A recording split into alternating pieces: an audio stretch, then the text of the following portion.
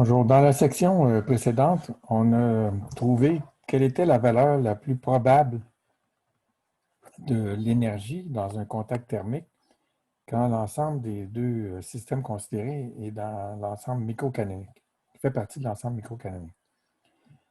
Donc, il y a cette notion-là de valeur la plus probable.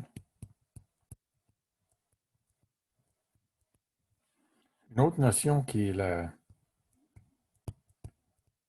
valeur moyenne calculée dans un ensemble.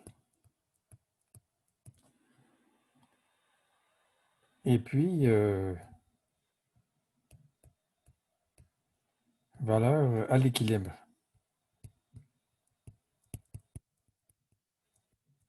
Donc, respectivement, on a l'énergie la plus probable, c'est ce qu'on a calculé euh, dans la section précédente. La valeur moyenne dans l'ensemble micro-canonique, ce serait ça. Ou ça, on a deux façons, vous vous souvenez, d'écrire les valeurs moyennes. Puis, il y a une valeur à l'équilibre, parfois, qu'on fait juste écrire avec comme quand on va faire de la thermodynamique, on va juste écrire E. Mais en réalité, pour des systèmes macroscopiques, toutes ces quantités sont égales.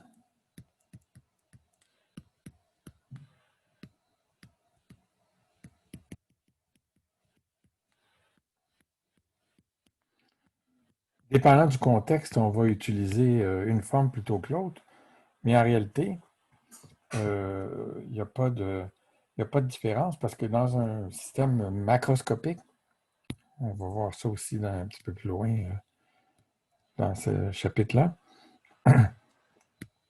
la distribution de probabilité P de E en fonction de E est extrêmement étroite. Puis elle est symétrique aussi. Ce qui veut dire que la valeur la plus probable, comme dans une gaussienne, c'est égal à la valeur moyenne. Puis on va appeler ça la valeur à l'équilibre parce que la valeur la plus probable, c'est celle qu'on va observer lorsque le système est rendu, suit les prédictions de l'ensemble microcanonique, c'est-à-dire lorsqu'il est à l'équilibre.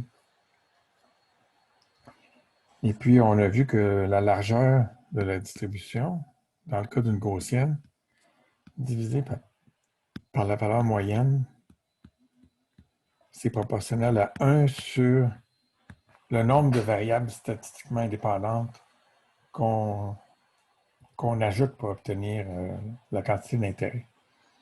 Donc ici, si vous voulez, on ajoute les énergies de chacun des petits sous-systèmes de taille xi pour obtenir l'énergie totale. Puis, donc, les fluctuations vont être proportionnelles à... Oups, j'ai oublié une demi. Très important. Donc, 1 sur la racine carrée du nombre de degrés de liberté. Donc, je vais prendre aussi une minute pour parler de l'atteinte de l'équilibre. Hein. Ou qu'est-ce qu'on veut dire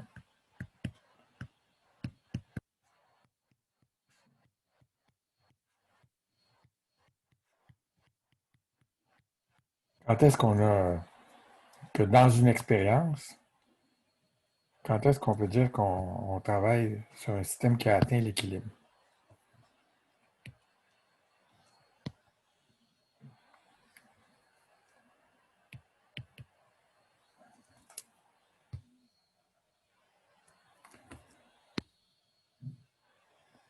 Donc, ben, on peut regarder deux cas limites, c'est-à-dire si le système s'équilibre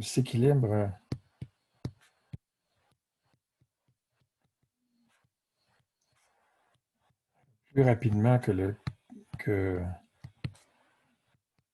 temps de l'expérience, que le temps de l'expérience.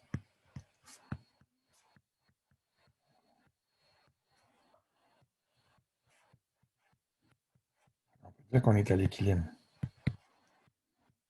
Par contre, il y a un autre cas limite qui est un peu le contraire. C'est-à-dire, si on regarde le thermos, par exemple, Puis on suppose que c'est un très, très bon thermos qui va prendre la journée avant d'atteindre la température de l'air ambiant.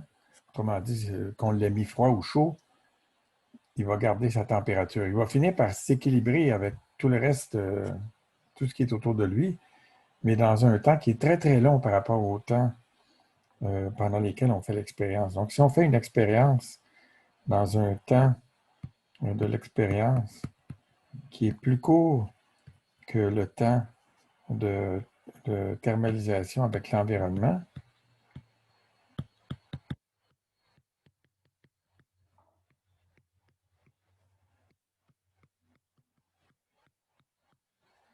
mais évidemment qui est plus long,